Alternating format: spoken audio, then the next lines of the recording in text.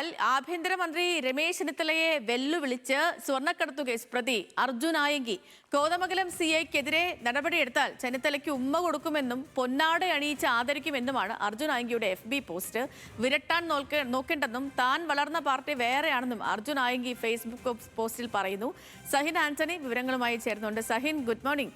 ഇന്നലെ CIയെ അർജുൻ ആയങ്കി വെല്ലുവിളിച്ച് നമ്മൾ കേട്ടു. അതിന് ആഭ്യന്തരമന്ത്രി കൊടുത്ത മറുപടിയും കേട്ടു. ഇപ്പോൾ ആഭ്യന്തരമന്ത്രിയെ ഡയറക്റ്റ് വെല്ലുവിളിച്ചിരിക്കുകയാണ് ആയങ്കി. ഇപ്പം ഫേസ്ബുക്ക് പോസ്റ്റിൽ ഞാനിപ്പോൾ പറഞ്ഞതിനും അപ്പുറം എന്തൊക്കെ കാര്യങ്ങൾ അർജുൻ ആയങ്കി പറഞ്ഞിരിക്കുന്നു? പോലീസിന്റെ ഭാഗത്തു നിന്നുള്ള നീക്കങ്ങൾ എങ്ങനെയാണ്? തീർച്ചയായിട്ടും സേതു സൂചിപ്പിച്ചതുപോലെ തന്നെ ആഭ്യന്തരമന്ത്രിയെ നേരിട്ട് വെല്ലുവിളിച്ചിരിക്കുകയാണ് അർജുൻ ആയങ്കി. സ്വർണ്ണക്കള്ളക്കടത്ത് കേസിലെ പ്രതിയായിട്ടുള്ള അർജുൻ ആയങ്കി ഇപ്പോഴും ഒളിവിൽ തുടരുകയാണ്. അർജുനെതിരെ രണ്ട് കേസുകൾ, അതായത് ഒന്ന് കോതമംഗലം CIയെ ഭീഷണിപ്പെടുത്തിയ കേസ്, മറ്റൊന്ന് ഊന്നുകൽ CIയെ ഭീഷണിപ്പെടുത്തിയ കേസ്. അങ്ങനെ രണ്ട് കേസുകൾ നിലവിലുണ്ട്. ഇയാളുടെ മുൻകൂർ ഇയാളുടെ മുൻകൂർ ജാമ്യവും കോടതി റദ്ദ് ചെയ്തിരുന്നു. ഈ സാഹചര്യത്തിലും ഇയാൾ ഒളിവിൽ തുടരുകയാണ്. ഇതിനിടയിലാണ് ഇയാൾ കോതമംഗലം CIയെ ഒളിവിലിരുന്ന് ഭീഷണിപ്പെടുത്തിയത്. കൈകാര്യം ചെയ്യുമെന്നായിരുന്നു ഇയാളുടെ ഭീഷണി. തുടർന്ന് ഊന്നുകൽ CI ഇയാളുടെ കേസ് അന്വേഷിക്കുകയും ഇയാളെ പിടികൂടാനുള്ള ശ്രമം നടത്തുകയും ചെയ്തപ്പോൾ ഊന്നുകൽ CIയെയും ഇയാൾ ഒളിവിലിരുന്ന് ഭീഷണിപ്പെടുത്തി.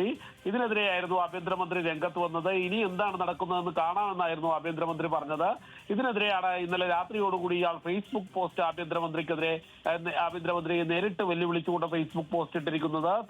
തനിക്കെതിരെ കോതമംഗലത്തെടുത്ത കേസ് പുനരന്വേഷിക്കണമെന്നും ആ കേസ് കള്ളക്കേസാണെന്ന് തെളിഞ്ഞാൽ ആ CIക്കെതിരെ നടപടിയെടുക്കണമെന്നും, അങ്ങനെയാണെങ്കിൽ താൻ നേരിട്ട് വന്ന് ആഭ്യന്തരമന്ത്രിക്ക് ഒരു ഉമ്മ കൊടുക്കും, കൂടാതെ പൊന്നാട എണീക്കുമെന്നും പറയുന്നു.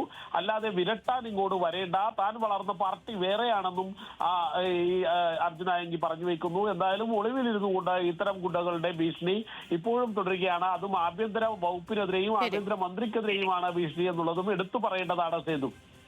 ഓക്കെ സഹിൻ, അപ്പോൾ ഇതാണ് ഒരു കേസിൽ, വമ്പൻ കേസിൽ പ്രതിയാണ്, ഒളിവിലാണ്. എന്നിട്ട് ഒളിവിലിരിക്കുന്നിടത്ത് നിന്നിട്ട് വെല്ലുവിളിയുമാണ് അർജുൻ ആയങ്കി. ഇത് എങ്ങനെയാണ് ഈ കാര്യങ്ങൾ പോവുക? കള്ളനും പോലീസും കളി എങ്ങനെ പോകുന്നുണ്ടെന്നുള്ളത് നമുക്ക് കാത്തിരുന്നറിയാം.